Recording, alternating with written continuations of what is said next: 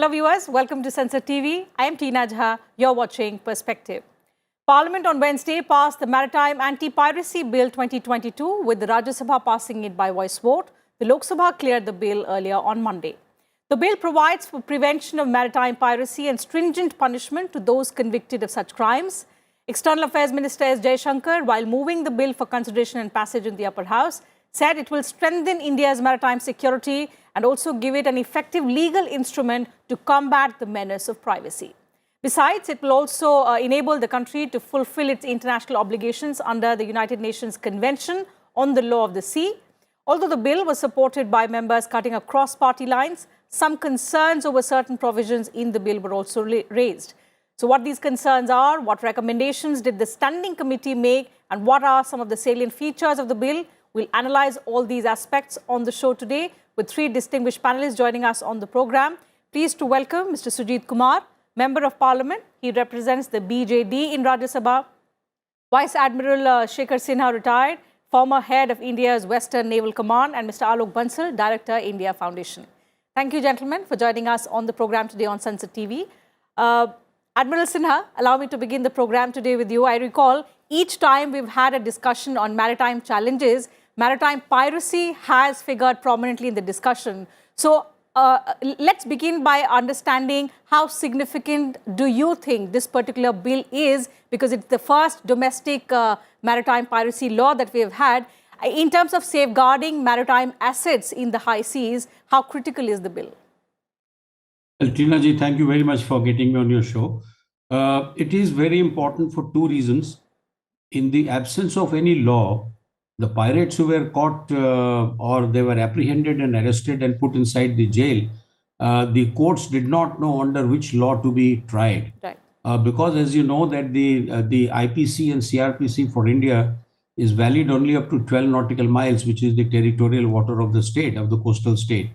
And therefore, giving full advantage to the judiciary gave full advantage to the accused by not trying him out, because he was nowhere near coastal waters. So what this law does, Tina ji, that it defines piracy and it gives legal sort of validity to prosecuting the pirates even at high seas, in the EEZ, beyond the EEZ. If the act of piracy has been committed and if it is proven, if it is on an Indian flagship or a ship which is dominated by the Indian sort of crew, or it is against any Indian crew who may not be on an Indian ship or he may not be on an Indian flagship. Right. But if he hurts, he causes injury or death to any Indian national on board these ships where the piracy is being done, then the law can try him out. So it's a very big achievement, Tina ji, because very few countries, and I don't know if there are any countries who have promulgated any law, because when we started this at that time, India was the first country to introduce this in the parliament. And I'm sure Honorable Member of Parliament, he will know better on this.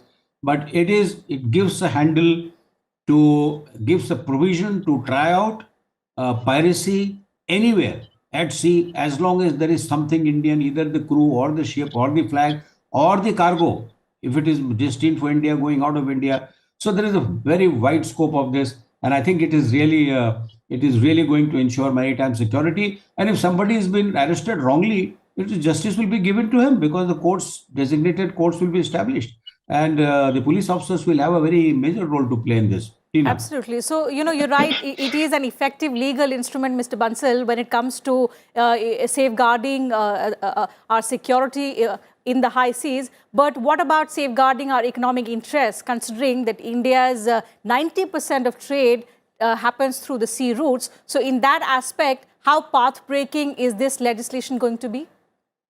See, it's very important, as Admiral Sinha brought out. One of the biggest problems that we face till now was that anybody apprehended could not be tried if he was apprehended outside the territorial waters of India, because the courts would say, what is the jurisdiction? So now with this sort of a thing, we'll be able to tackle piracy, that is, even if it is taking place at Horn of Africa or anywhere in the world.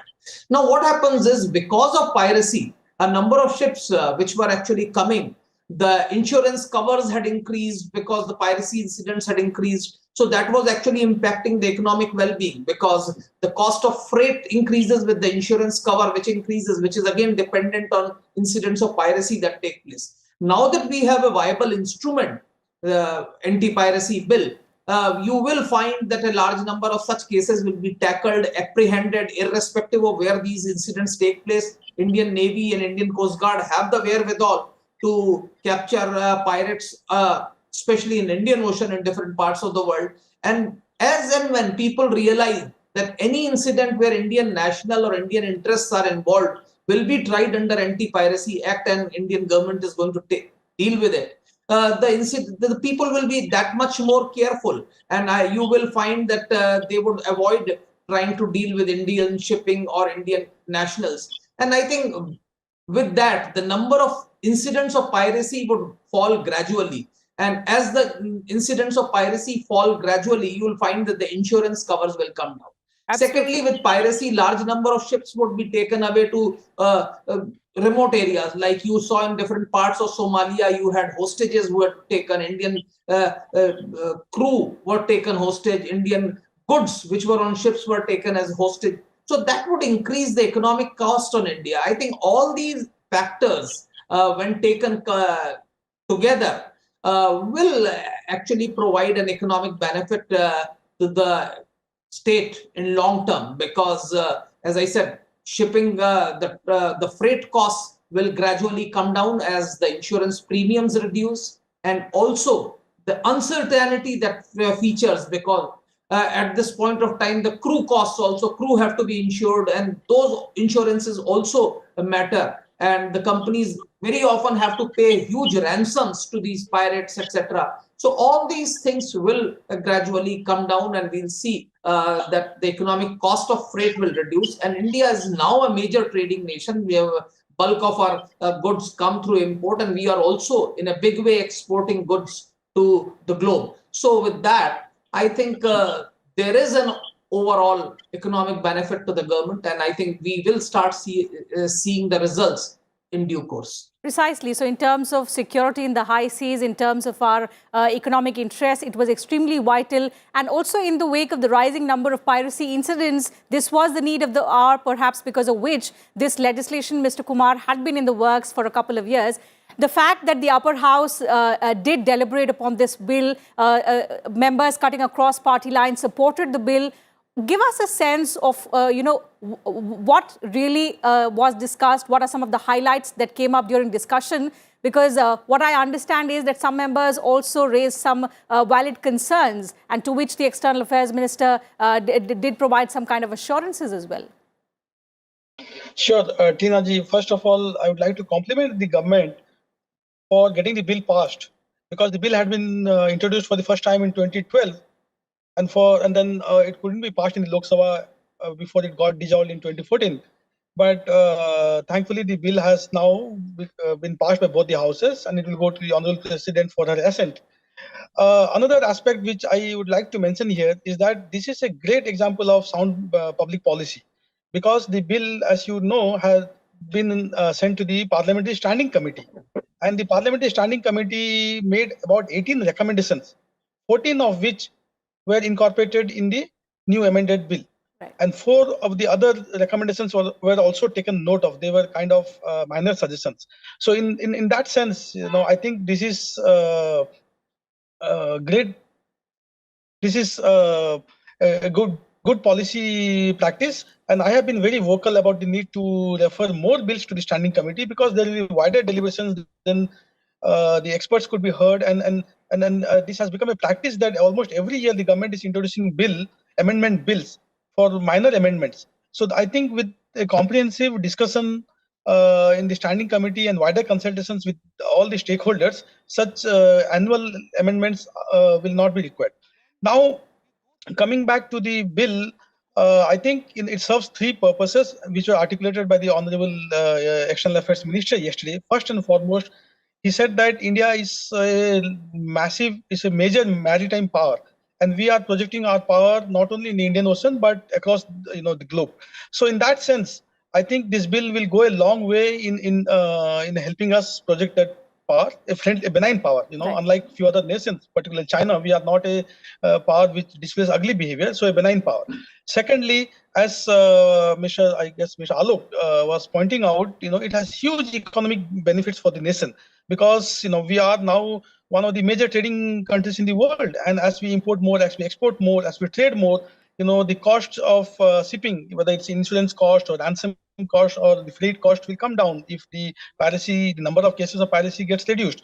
So that will be eventually, helping the country economically and strategically. Of course, since we didn't have a domestic legislative framework to deal with piracy on the high seas, so I think that the Indian judicial system or the Indian jurisprudence was rather handicapped in dealing with cases. There have been cases in the past where Indian flag bearers have been hijacked and pirated, and leading to loss of life as well of Indian nationals, leading to other crimes.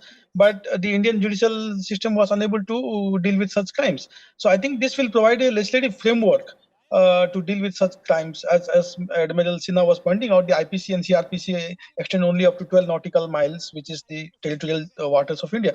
And finally, we had to do it because we as signatory of UNCLOS, we had to have this legislation in place to meet our international obligations. So I think these were the points which were discussed yesterday.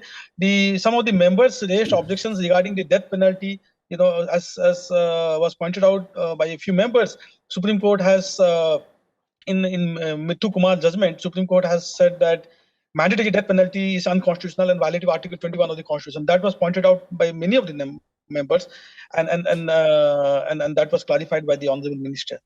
Okay. So I think this is, but by and large, every member supported the bill. There were some, concerns. Clearly, and the fact that the bill got support from all members indicates and underlines the importance of this bill for national interest, Admiral Sinha. But the fact that some concerns were raised by members of parliament of different parties regarding the harsh provisions of punishment, and particularly there was a demand from some members on removal of the clause of death penalty. Now, what are your thoughts on the provisions related to the kind of punishment for those for perpetrators of such kind of crimes? Do you think it's way too harsh?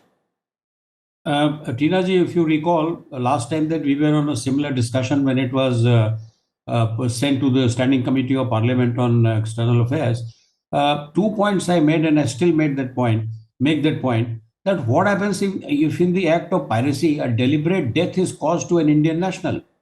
Not one, maybe the pirate actually shoots 3-4 people, 3-4 crew. And therefore, a penalty for death, if it is not a death sentence, which will obviously be given in a very exceptional circumstances, it is not going to be dished out, on a small sort of fault. So I think that it acts as a deterrence. It may never be given, but the pirates will know that if I do this, if I kill somebody, then maybe I'll be given a death sentence. So I think a death sentence, Tina ji, it acts as a deterrence, more as an insurance against anybody causing any life-threatening sort of damage to an Indian crew. It's like having a nuclear weapon. To be honest, you may never use it, but you need it for making sure that nobody uses it on you. And the fact that we've always been a responsible power, as far as the judiciary is concerned, may not use it, but the provision exists which will deter people from indulging into this kind of action. And I think rest are all very appropriate. Wherever there was some room for little adjustment or compromise, which the honorable members brought out during the discussion in the standing committee as well, a lot of it has been taken on board, and I'm sure that some of it may have been pertaining to, I wouldn't know what the discussion, how it took place, but I'm sure some of it has been hoisted. As the honorable MP said that, 14 out of 18 or 19 recommendations have been accepted. So I think that it speaks very well of the ministry and the minister and the other parliamentarians. There were some who were debating, no, you leave it the way it is fine. So discussion has gone on various forums. I heard the Lok Sabha, I heard the Rajya Sabha, Standing Committee, I don't know, it's a privileged information. So I think that my view is that it's absolutely appropriate. Death sentence is very much as a deterrence, only to be used in very, very exceptional circumstances. Tina. Right, and absolutely, I think the quantum of punishment will also be given on the gravity of offences. That is something that was also made clear by the External Affairs Minister during his reply. So that's a fair point, that it will be used wisely. It's like having a nuclear weapon, and India has, of course, displayed the fact that we are a responsible power, unlike some of our adversaries. But Mr. Bansal, coming to the aspect of the fact that this bill enables India to meet its international obligations under UNCLOS, how does it embolden our position as a benign maritime power? The fact that we have entered into a lot of agreements with like-minded countries for the safety and security of the region, particularly the Indo-Pacific region. So within that framework, how does it embolden our position? See, firstly, as a signatory to UNCLOS, that is United Nations Conventions for the Laws of the Sea, we had certain obligations to take certain actions against, take certain anti-piracy actions. And I think this bill enables government of India, specifically India's maritime forces, that is the Indian Navy and the Coast Guard, to pursue anti-piracy operations anywhere. Because earlier also we were doing anti-piracy patrols, but we had no provision. Supposing you apprehended a pirate in Gulf Horn of Africa, how would you deal with him? What would you do? Now, if supposing there is a third country ship which is being affected, and then you deal with him, what do you do? So all those issues probably, hopefully, will be taken care of by this anti-piracy bill. As regards as the harshness or the death penalty was concerned, I must clarify here one thing. Because many of the incidents where piracy has taken place, these pirates have indulged in wanton acts of violence, which has actually resulted in deaths. Even if it has not resulted in a death to an Indian national, if a death of any other foreign national has taken place, or there have been certain acts where brutality, extreme cases of brutality have been done, the crew have been subjected to extremely harsh measures. There have been times when some of them have been left adrift at sea to starve and die. Now, those sorts of harsh, ghastly cases, I think a death sentence is essential. And more importantly, death sentence acts as a deterrence. I'm not trying to say that you give them death sentence, but as Admiral Sinha rightly brought out, death sentence acts as a powerful deterrence. And in fact, that would reduce the incidence of piracy, because if pirates know that they could be convicted and even sentenced to death, they would be very, very reluctant to indulge in such acts. Admiral Sinha, a little aspect that, Mr. Bansal spoke about is, and given the fact that we've had such instances in the past wherein these pirates have indulged in acts of violence that have been horrendous, and because of which we've had to introduce such stringent provisions of punishment, is there also a clause to provide some kind of immunity to the security forces, to the armed forces who are guarding us in the seas, so that, they are enabled and they are strengthened when it comes to self-defense? Is that clearly mentioned in this particular bill? Well, the normal law, which is the provision in CRPC and IPC, will apply.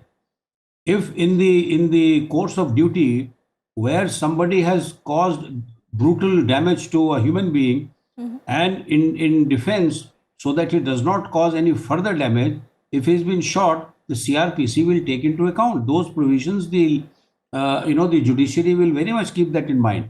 And there have been cases where in self-defense, if the security forces are fired, they have been allowed to, it has been justified. Many times you will find even in our issues in J&K. So the point is that security forces, if they are employed in the duty where the call of duty says that prevent brutality, prevent any escalation, and in that, if the death is caused, I am sure that the leniency by the judiciary will be taken. However, there is also a possibility that the pirate is not killed, but he is injured so that he becomes immobile. And our security forces are very well trained. They will not do anything. They will not cause life-threatening shooting unless they are becoming a menace and the brutality is heading into being life-threatening to the crew on board. So right. I think, Tina, it is a normal SOP as far as the security forces are concerned. They will not indulge in any shootout just for the heck of it, but they always use weapon only when there is no other option left, Tina. Mr. Kumar, coming back to what was discussed, and apart from the concerns that were raised by members, there were also suggestions on how to better enforce this legislation. So it's clearly been established, and as all three of you have pointed out, that from the point of view of national interest, from the point of view of economic interest of the country, this bill was very, very significant. It was the need of the hour, and fortunately, both houses have passed it. But now the key lies in enforcement and better enforcement. So what were some of the suggestions that members spoke about in the upper house?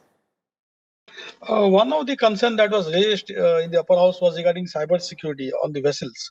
So, and also regarding the implementation of the act, and Honorable Minister clarified that there will be a special code, designated code that has to be set up in consultation with the Honorable Supreme Court.